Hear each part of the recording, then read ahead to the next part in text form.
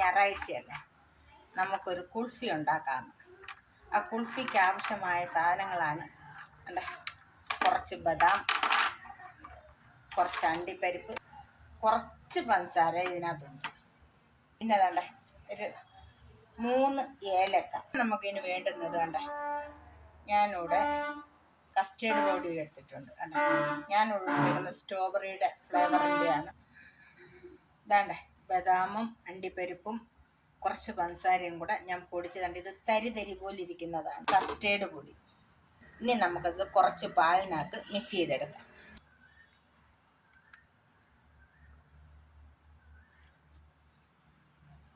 തിളച്ച പാലിനകത്തോട്ട് ഇത് മിക്സ് ചെയ്തൊഴിച്ചാൽ കട്ടയായി പോകും. അതുകൊണ്ടാണ് ഇത് നല്ലവണ്ണം നമ്മളിത് മിക്സ് ചെയ്ത് വെക്കുന്നത്.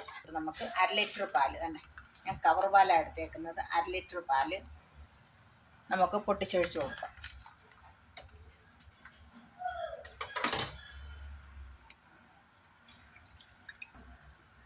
ലിറ്റർ പാലൊഴിച്ച് വെച്ച് ഇനി ഇത് നമുക്ക് ചെറിയ തീയിൽ ഇളക്കി കൊടുക്കാം. ഇതൊന്ന് ചെറുതായിട്ട് തിളച്ച് കുറുവണം, ഒന്ന് തിളച്ച് പറ്റി വരണം. ഒത്തിരി പറ്റണ്ട, എന്നാലും ഒരു 1/4 ഭാഗം പാല് ഇതിൽ നിന്ന് പറ്റി വരണം. അതെ, പാലിപ്പം തിളച്ച് ഏകദേശം ഒരു 1/4 ഭാഗത്തോളം പറ്റിക്കഴിഞ്ഞു. ഇനി ഇതിനകത്തോട്ട് നമ്മൾ പൊടിച്ച് വെച്ചേക്കുന്ന ഇതിനകത്തോട്ട് ബദാമുണ്ട്, അണ്ടിപ്പരിപ്പുണ്ട്, പഞ്ചസാരയുണ്ട്. അത് നമുക്ക് ഇതിനകത്തോട്ട് കുറേശ്ശെയായിട്ട് ഇട്ട് കൊടുക്കാം.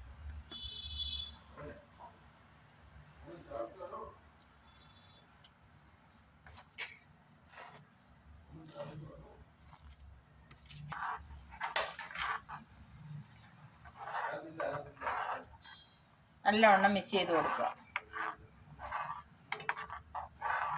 വെച്ചേക്കുന്ന കസ്റ്റേർഡ് ഉണ്ടല്ലേ, അത് നമുക്ക് ഇട്ട് കൊടുക്കാം.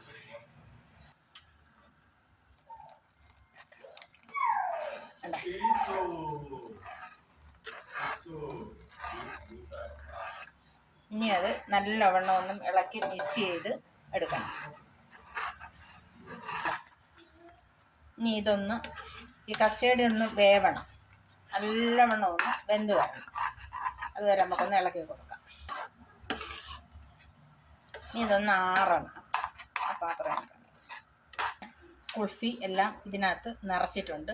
ഇനി ഇത് നമുക്ക് അടച്ച് ഫ്രീസറിൽ വെച്ച് ഒരു 2-3 മണിക്കൂർ നമ്മൾ വെയിറ്റ് ചെയ്യണം.